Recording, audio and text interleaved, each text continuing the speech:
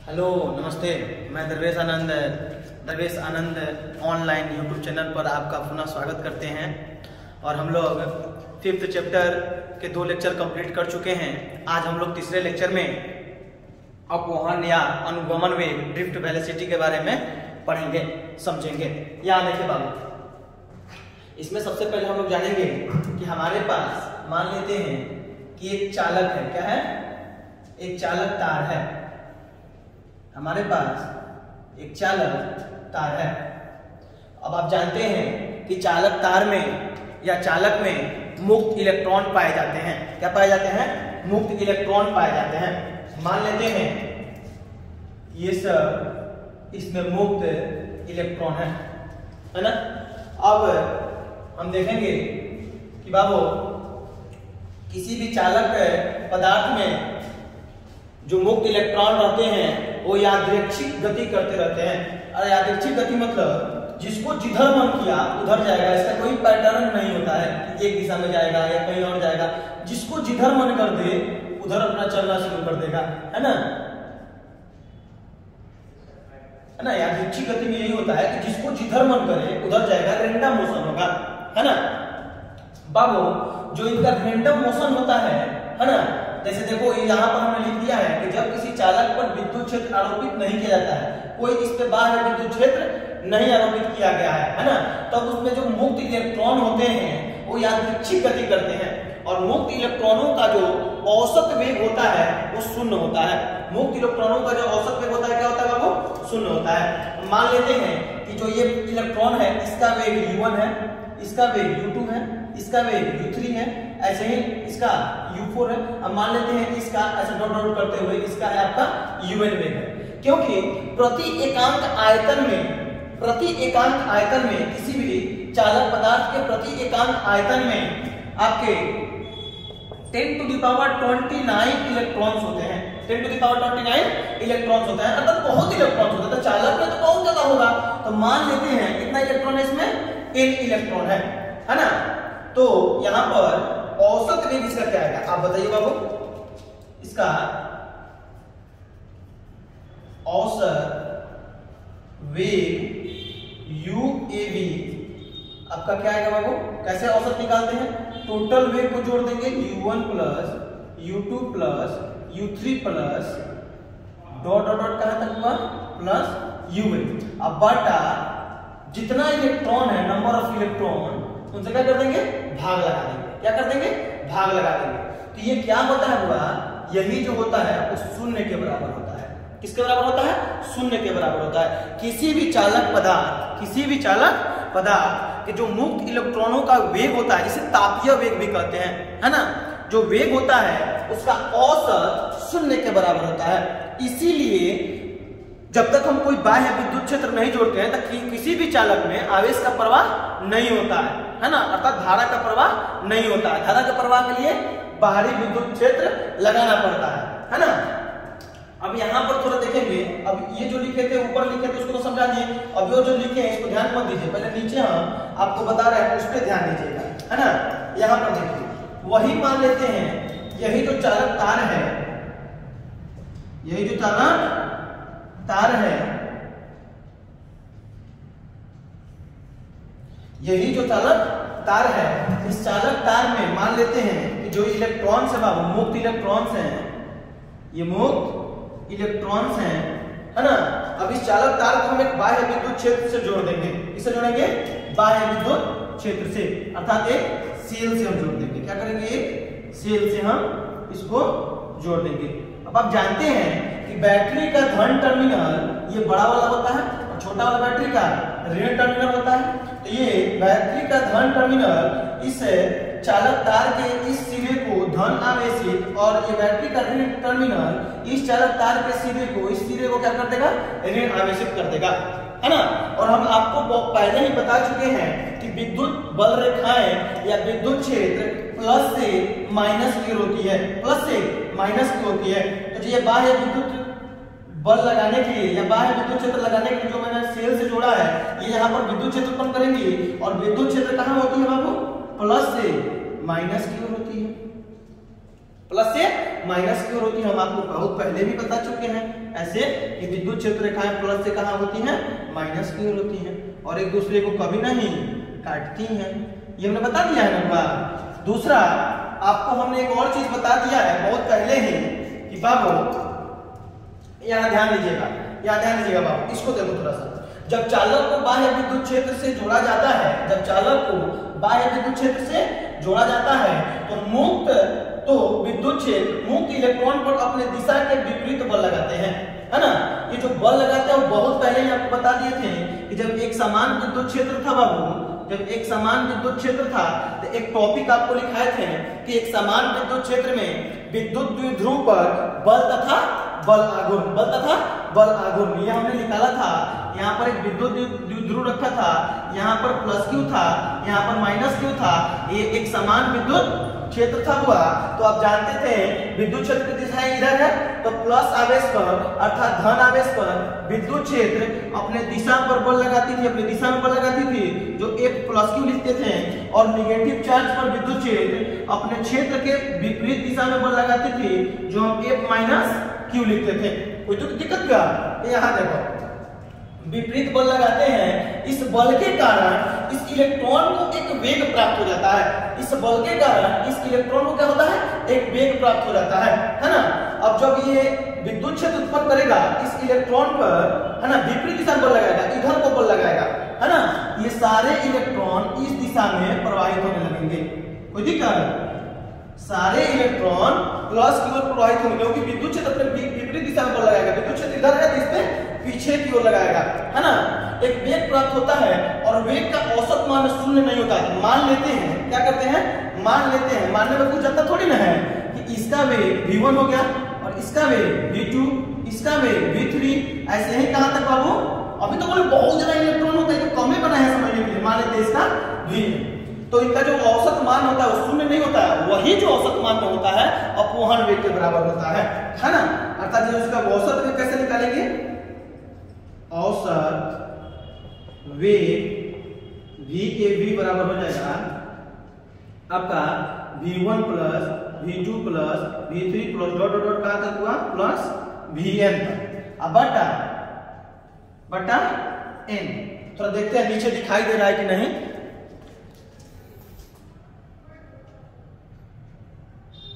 हाँ, नीचे दिखाई नहीं दे रहा है, इसलिए थोड़ा सा हमको ऊपर लिखना पड़ेगा। थोड़ा सा क्या लिखना पड़ेगा, ऊपर लिखना पड़ेगा। कोई नहीं, इसको हम फिर से समझा देते हैं और इसको हम थोड़ा सा ऊपर लिख देते हैं। हम आपको क्या बोल रहे थे बुआ, या ध्यान दीजिए, हम आपको बोल रहे थे कि आपके पास एक समान विद्युत क्षेत्र में हमने एक टॉपिक पढ़ाया था कि एक समान विद्युत क्षेत्र में विद्युत द्विध्रुव पर बल तथा बल आघूर्ण पढ़ाया था। तो आपको ये एक समान विद्युत क्षेत्र था, है ना, इसमें एक विद्युत द्विध्रुव रखा हुआ था जो यहाँ पर प्लस की और यहाँ पर क्या बाबू माइनस की था। तो हमने आपको बताया था कि विद्युत क्षेत्र धन आवेश पर प्लस चार्ज पर अपने दिशा में बल लगाता है। विद्युत क्षेत्र इधर है ना, तो इधर बल लगाता है जो F, और नीचे यहाँ पर हम लोग प्लस क्यू लिख देते थे, और विद्युत क्षेत्र माइनस चार्ज पर अपने विपरीत दिशा में बल लगाता था इधर, जो F माइनस क्यू लिख देते थे। कोई दिक्कत? वही बात देखो यहाँ पर जब हम सेल से जोड़ेंगे तो इस इलेक्ट्रॉन को विद्युत क्षेत्र इधर जाएगा ना, प्लस से माइनस को विद्युत क्षेत्र होता है, तो इलेक्ट्रॉन पर विपरीत दिशा में बल लगाएगा, अर्थात माइनस से प्लस की ओर इलेक्ट्रॉन को प्रवाहित करेगा। कोई दिक्कत हुआ? अब देखो, तो जो इसमें जो वेग इसको प्राप्त होता है, जो हम माने थे v1 v2 v3 dot dot कहां तक vn तक, तो जो हम औसत वेग निकालेंगे, क्या निकालेंगे, औसत वेग। ये औसत वेग शून्य के बराबर नहीं होता है, ये औसत वेग शून्य के बराबर नहीं होता है।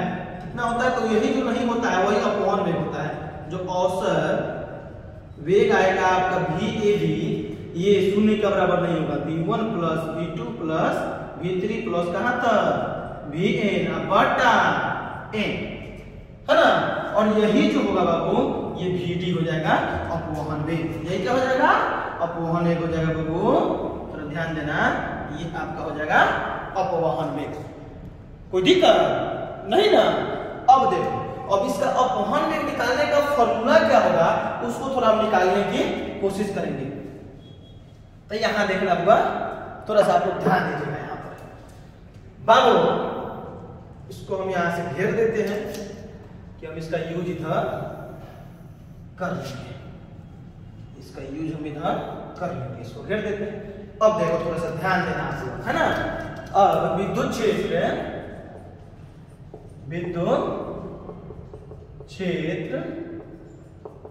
E द्वारा, विद्युत क्षेत्र E द्वारा इलेक्ट्रॉन पर बल निकालेंगे।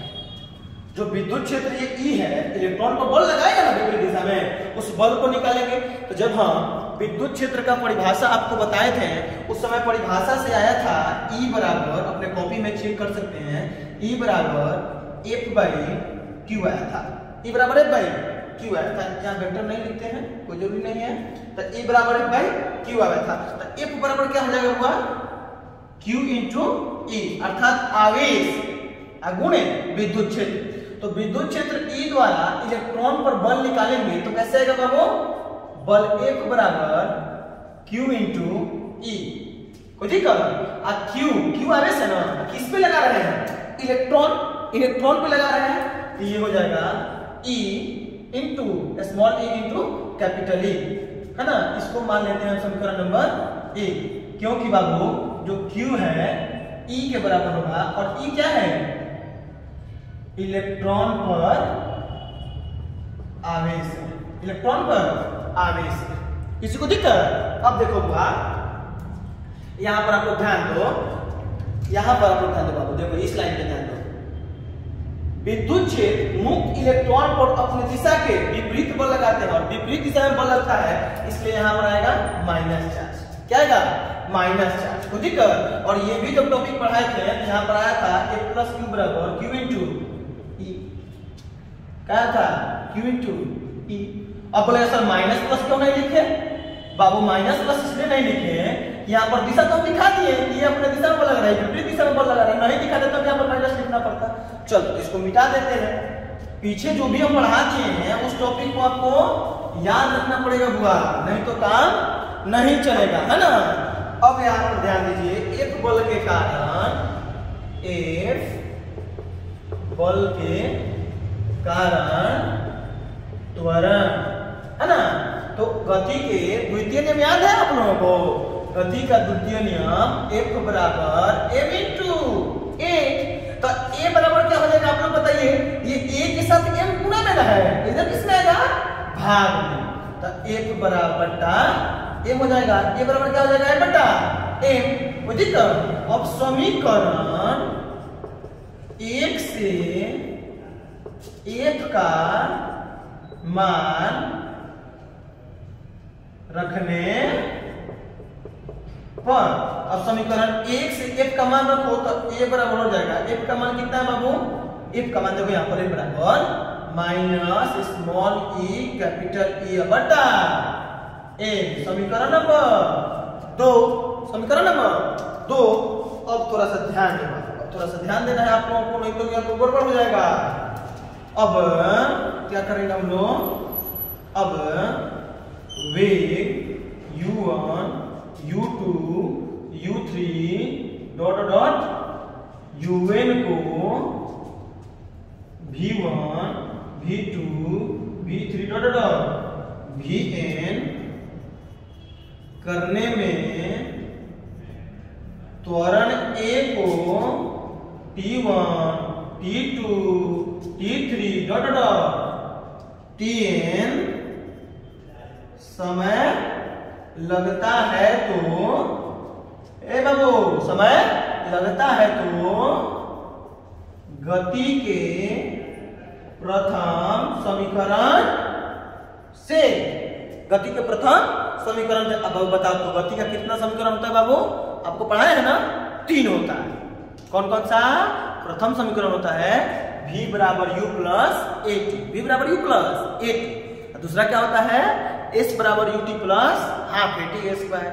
तीसरा क्या होता है, v स्क्वायर बराबर u स्क्वायर प्लस 2s। लेकिन आपको केवल किसका प्रयोग करना है, गति के प्रथम समीकरण को प्रयोग करना है, गति का प्रथम समीकरण का प्रयोग करना है। तो यहाँ पर ध्यान दीजिए थोड़ा सा आप लोग बाबू, तो क्या होता है, v बराबर u प्लस at।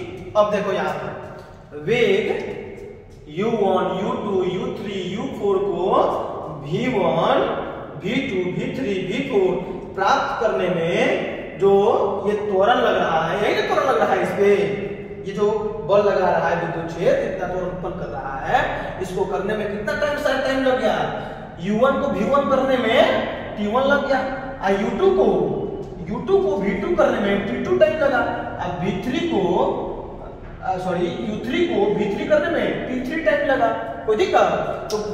तो गति के प्रथम समीकरण से V1 बराबर U1 प्लस AT1, त्वरण तो सबके लिए सेम होगा ना, क्योंकि बल सबके लिए क्या लग रहा है? सेम, क्योंकि बल एक ही बैटरी लगा रहा है, अलग अलग बैटरी थोड़ी लगा रहा है, तो बल तो सेम लगाएगा, सेम विद्युत बल आरोपित करेगा। अरे बोलो ना। तो अब देखो बाबू, अगर हमको V2 निकालना हो तो V2 बराबर क्या हो जाएगा? U2 प्लस AT2, अब V3 बराबर क्या हो जाएगा? U3 plus AT3। इसी तरह हम कहां तक जाएंगे? Vn तक। तो Vn बराबर क्या हो जाएगा बाबू?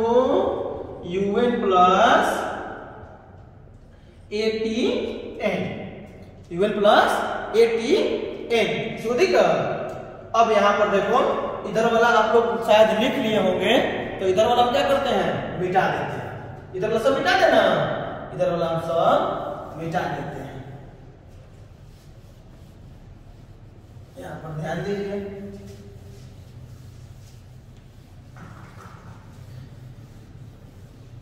इसीलिए हम बोल रहे हैं बाबू कि 1000 सब्सक्राइबर आप लोग तेजी में करवा दीजिए, कर दीजिए, कि हम लाइव पढ़ाएं तो आप लोग क्वेश्चन हमसे पूछ सकें। कोई दिक्कत? अब देखिए, चूंकि Vd बराबर, अभी आपको बताया था ना, Vd बराबर V1 plus V2 plus V3 plus dot dot क्या बाबू?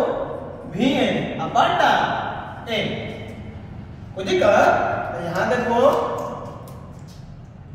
V1 V2 V3 dot dot Vn का मान रखने पर, अब देखो रखते हैं, तो Vd बराबर हो जाएगा, V1 का मान कितना है? यहाँ पर देखो V1 का U1 प्लस AT1, अब प्लस यहाँ देखो V2 का मान कितना है बाबू? V2 का मान U2 प्लस AT2, अब V3 का मान बताओ बाबू? V3 का मान यहाँ पर देखो, देख रहा है, U3 प्लस AT3, अब प्लस डॉट डॉट कहां तक हुआ? कहां तक? यहाँ पर देखो थोड़ा सा डॉट डॉट कहां तक? UN है ना, क्योंकि Vn का मान रखेगा ना, तो Vn का मान UN प्लस ATN, अब बटा n। ठीक है? अब यहाँ पर थोड़ा सा ध्यान दीजिए आप लोग हुआ। अब देखिए U1 U2 U3 इस सब को हम एक साथ कर लेते हैं, U1 plus U2 plus U3 plus dot dot plus UN, अब प्लस AT1 AT2 AT3 को एक साथ कर लेते हैं, AT1 plus AT2 plus AT3 plus dot dot कहां तक? ATN, और नीचे क्या हो जाएगा बाबू? बटा n। किसी को दिक्कत? अब यहाँ पर थोड़ा सा ध्यान दीजिए आप लोग, यहाँ पर ध्यान दीजिए, इसको दोनों को हम क्या कर सकते हैं? अलग अलग लिख सकते हैं। कैसे? उसके बाद बताएंगे कि कैसे कर सकते हैं, आपको एग्जाम्पल के रूप में बताएंगे। देखो यहाँ पर U1 plus U2 plus U3 plus dot dot कहां तक बाबू? प्लस UN, अब बटा n, ये प्लस है ना, यहाँ प्लस डाल दो, इधर क्या बचा? AT1 plus AT2 plus AT3 plus dot dot कहां तक? प्लस ATN, अब बटा n, है ना। अब बोलेगा बात सर क्या कैसे देते हैं, हमको समझ में नहीं आता। चलो कोई बात नहीं, देखो यहाँ पर एग्जाम्पल, इसको मान लेते हैं हम 2, आई प्लस है तो प्लस, इसको मान लेते हैं 4, आई जो नीचे वाले है उसको हम क्या मान लेते हैं? 2। कोई दिक्कत? तो 4 2 6 बटा 2 करके कितना जाएगा? 3। अलग अलग करके देखो, वही ना अलग अलग कर दिए हैं, तो 2 बटा, इसको एक साथ कर दिए, इसके नीचे 2 है, प्लस है तो प्लस लगा दिए हैं, क्या है? 4 बटा नीचे कितना?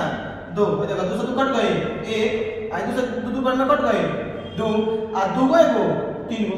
अरे बतिया ई सेम डिफरेंस है जो तनी मुनी देखता नहीं सबका धार सब काय में काम पड़ता है सब। देखो यहाँ ध्यान दो। तो बाबू अब देखो आपको हम बता दिए थे पहले ही कि इसका मान कितना होता है, वीडियो को पीछे करके देख लेना, नहीं तो कॉपी में तुम लोग नोट किए होगे तो उसको देख लेना। आपको बताए थे कि जब किसी चालक में कोई बाह्य बल नहीं लगाया जाता है अर्थात बाह्य विद्युत क्षेत्र आरोपित नहीं किया जाता है तो उसका औसत वेग कितना होता है, बोलो ना। उसका औसत वेग 0 होता है। कितना होता है, 0। कोई दिक्कत? तो अब देखो यहाँ पर Vd बराबर कितना आएगा, यहाँ मतलब Vd बराबर कितना आएगा, ये तो 0 हो गया। अब प्लस इधर क्या बचा AT1। सुनो ना थोड़ा शॉर्ट में करते हैं, ए को कॉमन निकाल लें, सब में ए है, ए को कॉमन निकाल लेते हैं। ए कॉमन निकाल लें, अंदर वाला क्या बचेगा T1 plus T2 plus T3 plus dot dot dot कहां तक Tn बटा n। अब हुआ ये जो है आपका ये समय जो है औसत समय है ना, इसे हम टाउ द्वारा सूचित करते हैं। इसके द्वारा टाउ द्वारा। इसे हम कहते क्या है, इसे कहते हैं हम विश्रांति काल। क्या कहते हैं, विश्रांति काल कहते हैं। क्या कहते हैं बुआ, विश्रांति काल। तो यहां देखो Vd बराबर क्या आ जाएगा, Vd बराबर आपका हो जाएगा, क्या हो जाएगा Vd बराबर A और T1 plus T2 plus T3 plus dot dot plus Tn by n को क्या कहते हैं हम, टाउ। क्या कहते हैं, टाउ, विश्रांति का। ये हो जाएगा समीकरण नंबर 3। कोई दिक्कत? अब यहाँ पर देखो A का मान कितना है, minus small e into capital E बटा m। अब समीकरण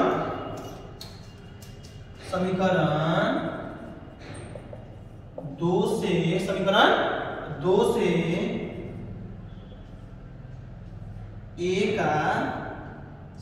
से A का मान रखने पर रख दो तो Vd बराबर आपका आ जाएगा minus small e into capital E बटा m इंटू टाउ। ये आपका आ गया फॉर्मूला।